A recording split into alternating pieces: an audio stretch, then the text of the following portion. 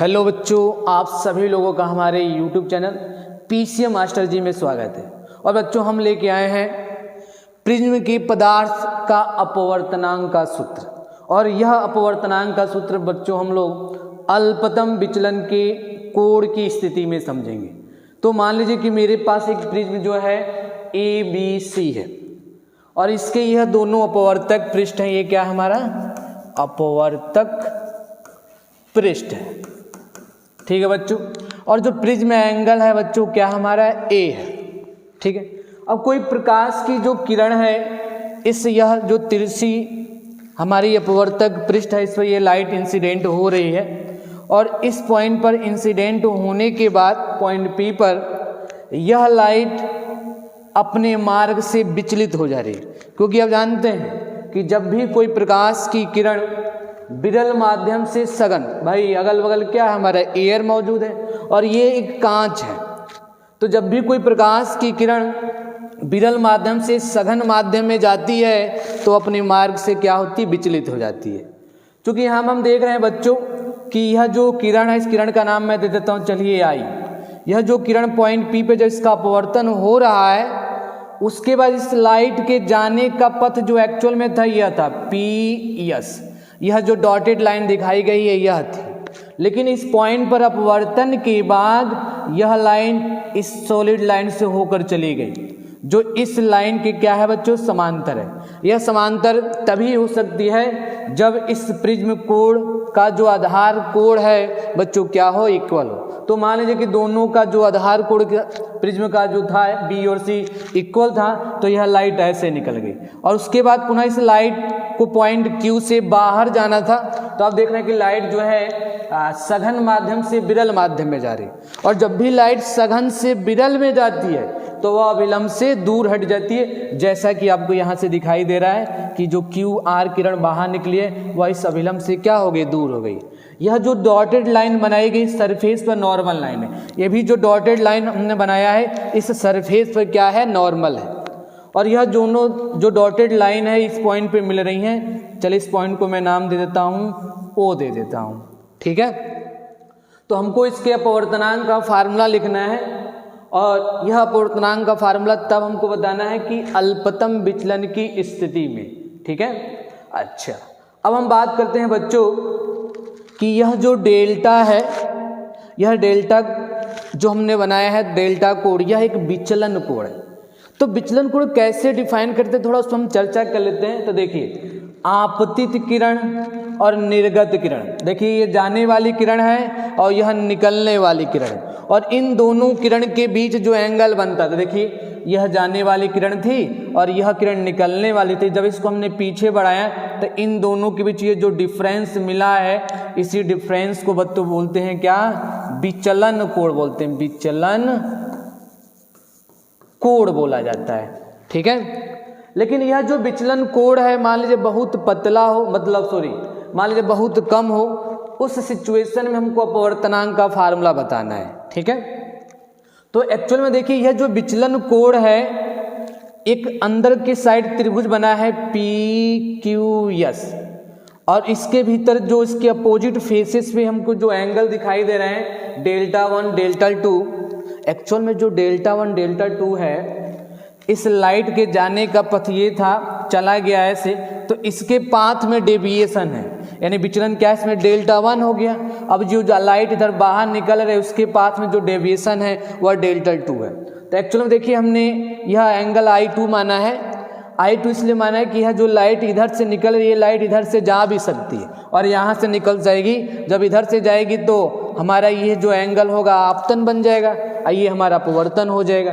ठीक इसी प्रकार जैसे यह हमारा क्या काम कर रहा है, अभिलंब और आपतित के बीच जो एंगल होता है वह हमारा एंगल क्या होता है, आपतन कोण होता है। और जो दूसरे मीडियम में एंगल बना रही है हमारा अपवर्तन कोण होता है। तो यहाँ पे ये आपतन हो गया और ये अपवर्तन, यही लाइट जब इधर से जाएगी तो ये आपतन हो जाएगा और ये क्या हो जाएगा R2 अपवर्तन का काम करने लगेगा, ठीक है। हाँ, अब हम बात करते हैं यह जो बहिष्कोण डेल्टा है, यह डेल्टा है इसके अपोजिट दो फेसों के योगफल के बराबर होगा। तो यहाँ पर देखिए आप लोग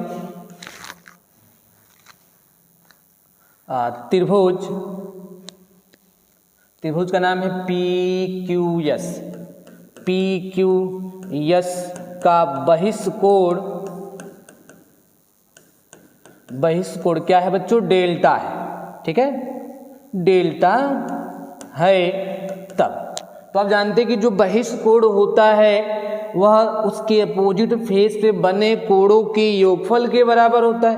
तो मैं इसको लिख सकता हूं delta equal to delta 1 plus delta 2। चलिए इसको आप मान लीजिए इक्वेशन नंबर 1। डेल्टा 1 और डेल्टा 2 है क्या इसमें? वह विचलन कोण है। जो लाइट जा रही थी वह अपने पाथ से कितना डेविएट हुई है वह विचलन कोण, ये डेल्टा 1। और वही लाइट यदि इधर से जाती तो विचलन जो कोण उत्पन्न हो रहा है डेल्टा 2 वह है। ठीक है, तो यहाँ से देखिए डेल्टा 1 डेल्टा 2 का मान हम लोग निकाल सकते हैं। कैसे निकालेंगे? देखिए आप देखिए ध्यान से, यह जो टोटल एंगल है यहाँ से यहाँ तक, और वह जो एंगल होगा इस एंगल के बराबर होगा। बताइए होगा कि नहीं होगा? और शीर्षाभिमुख से जितना एंगल यहाँ बन रहा उतना एंगल यहाँ बनेगा। तो मैं क्या कर सकता हूँ कि R1 प्लस डेल्टा 1 किसके बराबर? I1 के बराबर। यानी मैं लिख सकता हूँ कि जो I1 है वह हमारा R1 प्लस डेल्टा 1 के बराबर है। और यहाँ से जब आप डेल्टा 1 निकालेंगे तो I1 माइनस R1 मिलेगा। इसी प्रकार जब आप यह डेल्टा 2 निकालेंगे तो इस I2 में से R2 को क्या करेंगे? माइनस करेंगे। यानी आपका जो डेल्टा 2 होगा वह क्या हो जाएगा? हमारा I2 माइनस R2 हो जाएगा। ठीक है बच्चों, अब यह दोनों वैल्यू आप इक्वेशन नंबर 1 में भरेंगे तो क्या हो जाएगा? डेल्टा इक्वल टू, जब मैं भर देता हूं तो डेल्टा 1 डेल्टा 2 का मान भरते हैं तो I1 minus R1 plus I2 minus R2 हो जाएगा। ठीक है, चूंकि यह फार्मूला में अल्पतम विचलन की स्थिति में फाइंड आउट कर रहा हूं, तो आप जानते हैं कि अल्पतम की स्थिति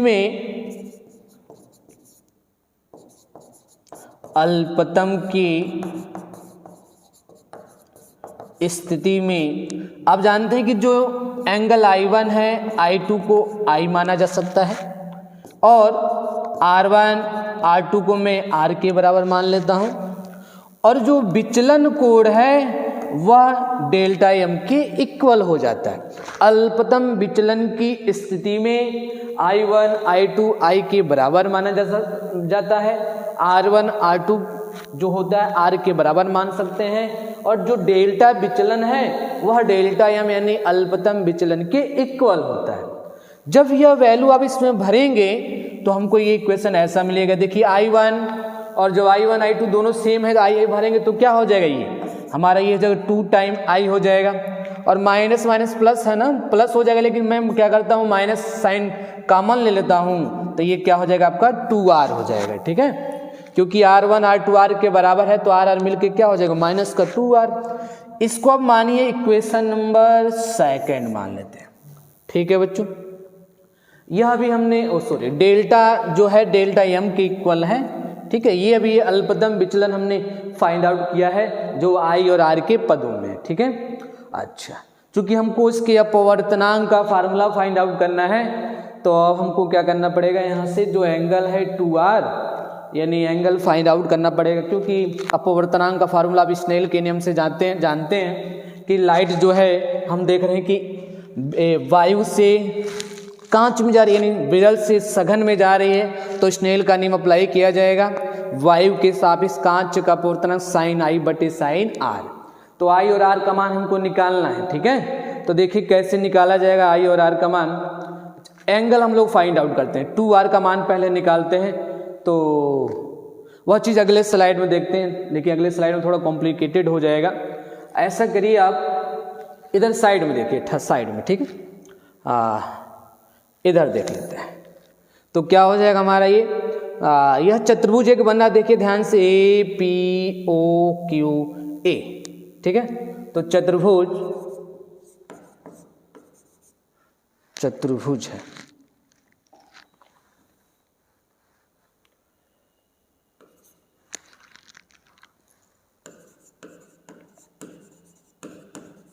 चतुर्भुज APQO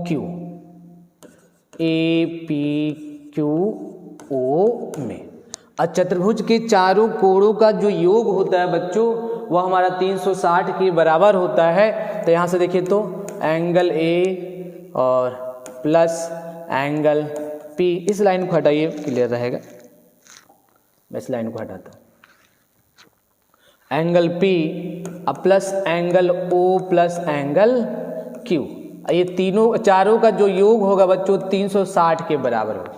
और यहाँ पे हम देख रहे हैं कि जो एंगल P है और ध्यान से देखिए 90 डिग्री का कोण बना रहा है, क्योंकि इस लाइन पर यह जो लाइन है नॉर्मल है, लंबवत है, तो यहाँ पे 90 डिग्री का कोण बन रहा है। और उसी प्रकार यहाँ भी देख रहे हैं जो Q है इस लाइन पे, यह लाइन क्या है लंबवत है, तो वो भी यहाँ पे 90 का ही कोण बना रही है।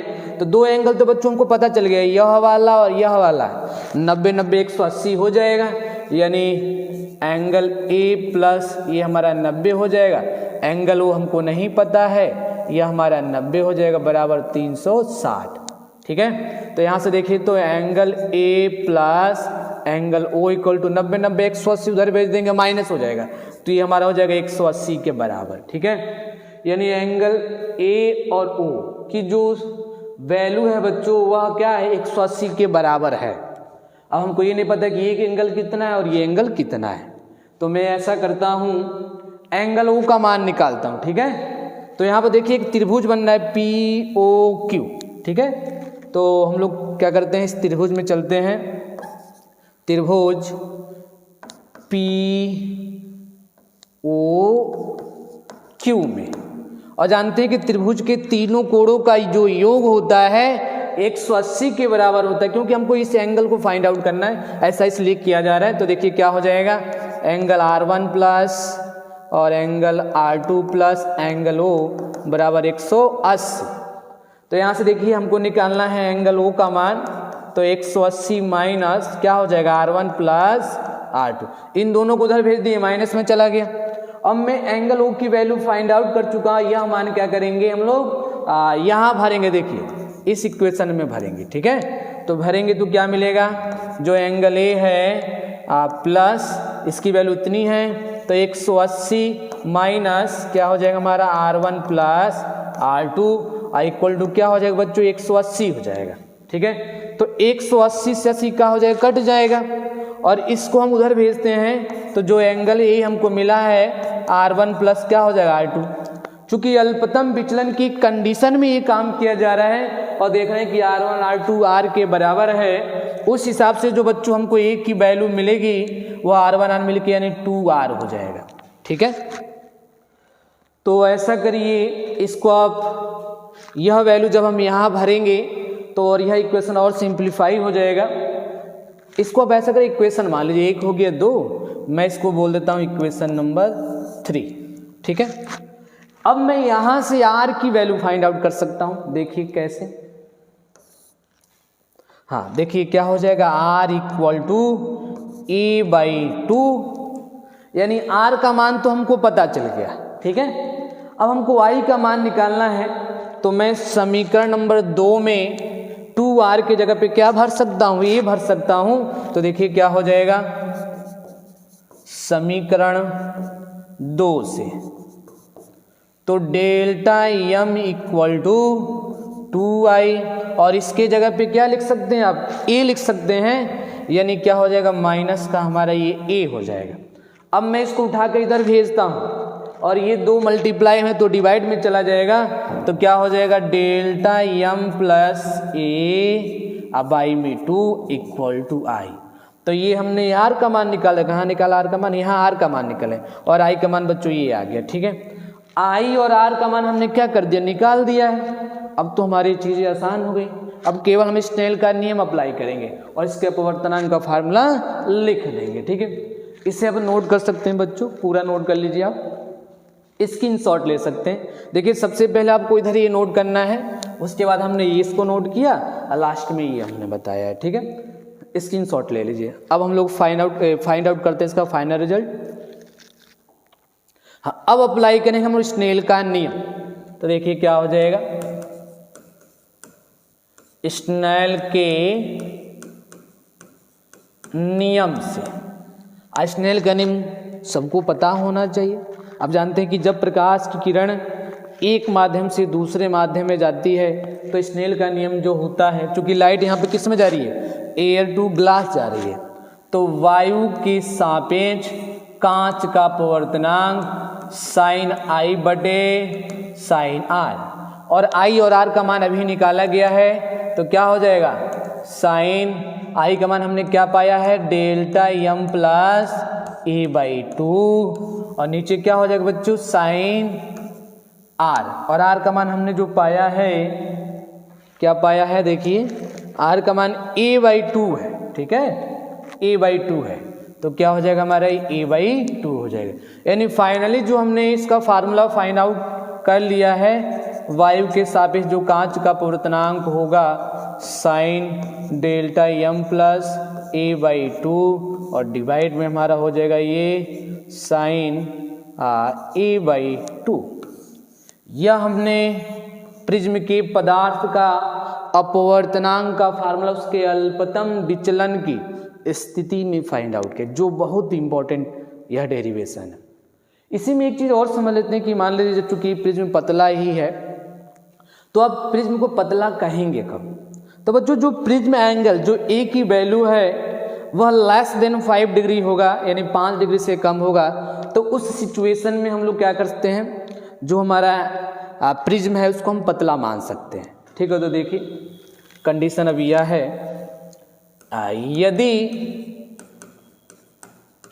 प्रिज्म पतला हो, तो पतला से मतलब यह है कि बच्चों जो ए की वैल्यू होगी वह लेस देन क्या होगी, 5 डिग्री होगी, मतलब 5 से भी कम वह ए की वैल्यू होगी, तो उसको हम पतला प्रिज्म बोल सकते हैं। जब ए की वैल्यू बच्चों छोटा हो जाएगा तो उस केस में हमारे जो डेल्टा एम हो गया, ए हो गया, ये सभी रिजल्ट भी यानी आई और आर के मान भी क्या हो जाएंगे, छोटे हो जाएंगे। तो उस सिचुएशन में जब एंगल छोटा हो जाता है तो आप जानते हैं कि जब एंगल छोटा होता है साइन थीटा नियरली थीटा के बराबर हो जाता है। ठीक इसी प्रकार यहाँ भी देखिए थीटा की वैल्यू यही है ना, थीटा की वैल्यू यही है, तो ये किसके नियरली हो जाएगा, साइन जो होगा वह delta M plus A by two के इक्वल हो जाएगा। यानी जब प्रिज्म हमारा बच्चों क्या हो जाएगा, पतला हो जाएगा, तो उस सिचुएशन में जो हमारा रिजल्ट है sine delta M plus A by two, यह नियरली किसके हो जाएगा, थीटा के delta M plus A by two के हो जाएगा। ठीक है, उसी प्रकार हमारा ये जो साइन ए बाई टू है ये भी नियरली किसके हो जाएगा, ए बाई टू के हो जाएगा ना।